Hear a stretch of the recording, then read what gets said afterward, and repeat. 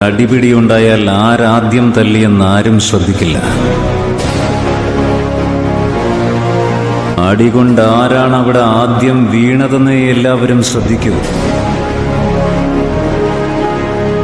ആരെ കൊല്ലാൻ വേണ്ടിയാണോ എന്നെ വിളിപ്പിച്ചത്, അവനെ കൊല്ലാതെ ഞാൻ തിരിച്ചു പോവില്ല.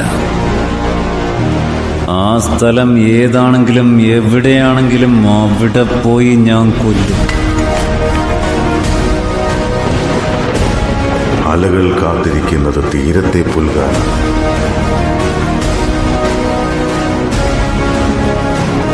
സൂര്യൻ കാത്തിരിക്കുന്നത് ആഴിയിൽ അസ്തമിക്കാനാണ്.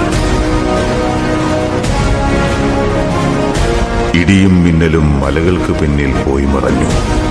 എന്നെങ്കിലും തിരിച്ചു വരാനായി. വിധി പോലും വിറച്ചുപോയി.